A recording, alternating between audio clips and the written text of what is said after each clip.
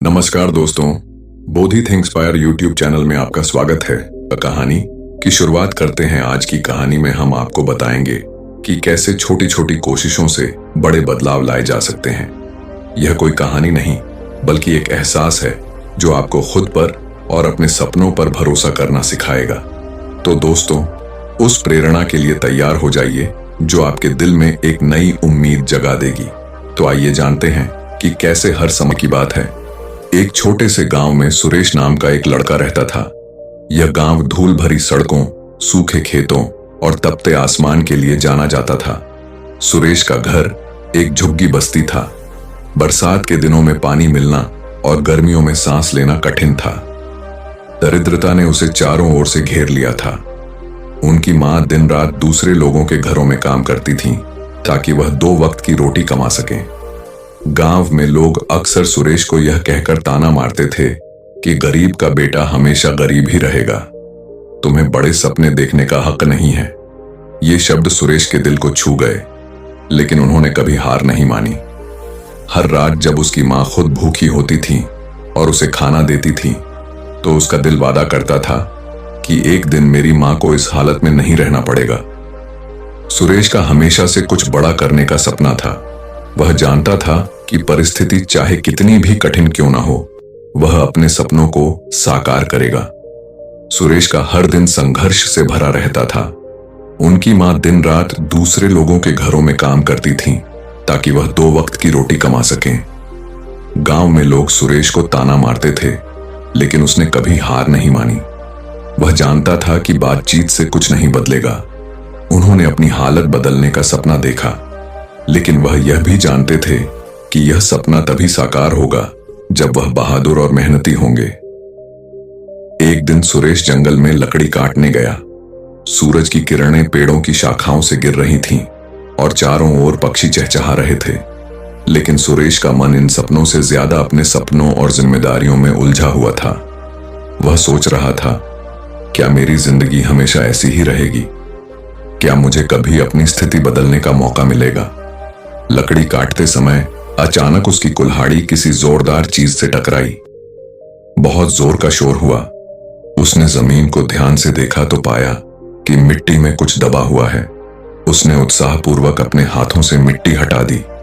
थोड़ी देर की मेहनत के बाद उसने देखा कि वहां मिट्टी का एक पुराना घड़ा दबा हुआ है। सुरेश का दिल तेजी से धड़कने लगा। उसने सोचा, क्या यह कोई खजाना हो सकता है? उसने घड़ा खोदकर बाहर निकाला। बर्तन बहुत पुराना था और उस पर अजीब निशान थे। जब उसने उसे खोला तो उसे चमचमाती धातु के टुकड़े और कुछ तस्वीरें मिली, लेकिन यह किसी खजाने जैसा नहीं था। सुरेश को समझ नहीं आया कि यह क्या हो सकता है। वह बर्तन लेकर गांव के बुजुर्ग रामलाल जी के पास गया, जो अपनी बुद्धिमत्ता और अनुभव के लिए जाने जाते थे। रामलाल जी ने बर्तन और उसमें रखे टुकड़ों को ध्यान से देखा। उसने कहा, सुरेश, यह कोई साधारण घड़ा नहीं है। इन निशानों को देखिए, वे एक पुराने शाही परिवार से हैं। शायद यह किसी खजाने का नक्शा है, लेकिन यह नक्शा सरल नहीं है। इसमें पहेलियां छुपी हुई हैं। यदि आप में साहस है तो आप इसे हल कर सकते हैं। रामलाल जी की बातों ने सुरेश में नई ऊर्जा भर दी। उसने मानचित्र पर प्रत्येक चिन्ह को ध्यान से देखा। पहली पहेली ने उसे जंगल के सबसे पुराने और सबसे गहरे हिस्से की ओर इशारा किया, लेकिन यह राह आसान नहीं थी। अगली सुबह सुरेश ने अपनी यात्रा शुरू की। जंगल का पुराना हिस्सा घना और खतरों से भरा था। रास्ता कांटों, झाड़ियों और पत्थरों से भरा था। चलते समय उनकी सैंडल टूट गई और पैर में गहरा घाव हो गया। खून बहने लगा, लेकिन वह नहीं रुका। उनकी आंखों के सामने सिर्फ मां का चेहरा और गरीबी से बाहर निकलने का सपना था। जंगल में पहुंचकर उसे एक पुरानी गुफा मिली। गुफा के दरवाजे पर अजीब अजीब तस्वीरें बनी हुई थीं। तस्वीरों में एक राजा, एक सैनिक और खजाने के बक्से की आकृति थी। दरवाजे पर एक पहेली लिखी हुई थी, वह कौन सा कदम है जो खजाने का रास्ता खोलता है? सुरेश ने कुछ देर सोचा। तब उन्हें एहसास हुआ कि यह पहला साहसिक कदम था। उसने बिना किसी हिचकिचाहट के दरवाजे को धक्का दिया।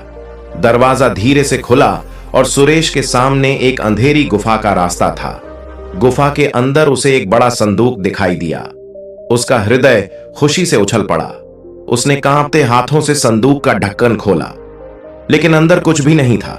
संदूक खाली था। यह देखकर सुरेश का दिल टूट गया। उसकी आंखों में आंसू आ गए। उसने सोचा, क्या मेरे सारे प्रयत्न व्यर्थ गए? तभी उसे संदूक के अंदर से एक छोटा सा पत्र मिला। पत्र में लिखा था, खजाना उसका है जो हर परीक्षा में उत्तीर्ण हो सकता है। अब असली परीक्षा का समय आ गया है। खजाना नदी के दूसरी ओर गुफा के पास है।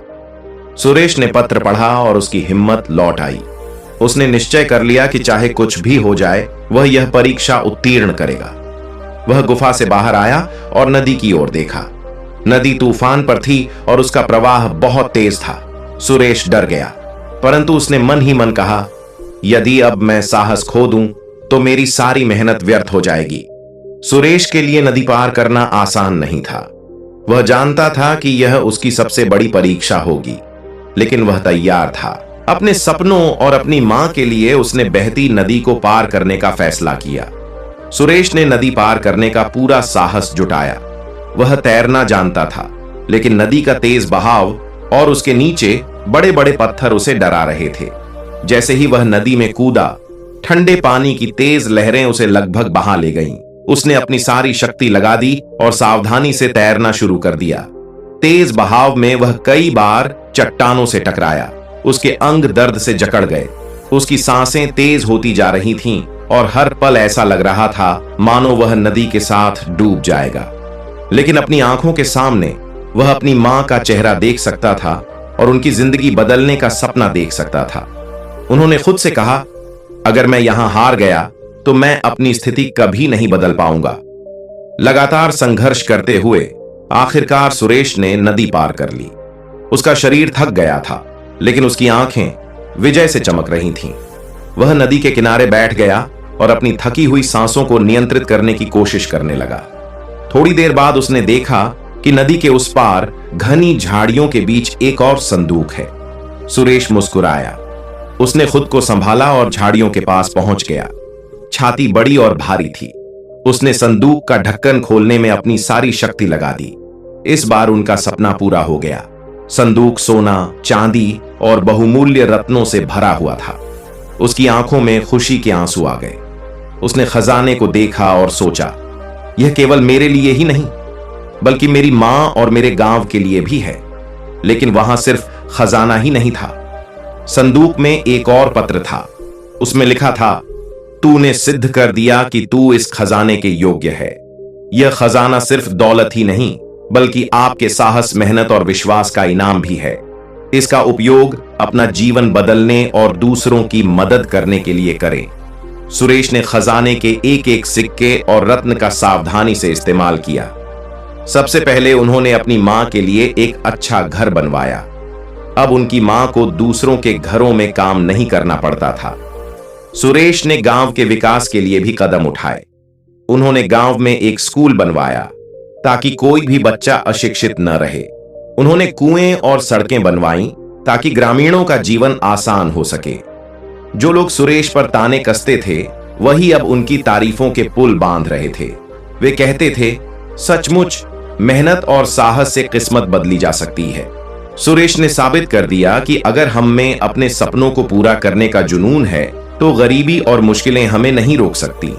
सुरेश के संघर्ष और सफलता की कहानी पूरे गांव के लिए प्रेरणा बन गई। वह सिर्फ एक लड़का नहीं था, बल्कि साहस और बदलाव का प्रतीक बन गया था। दोस्तों, यह कहानी हमें सिखाती है कि हर बड़े लक्ष्य तक पहुंचने के लिए साहस, कड़ी मेहनत और विश्वास जरूरी है।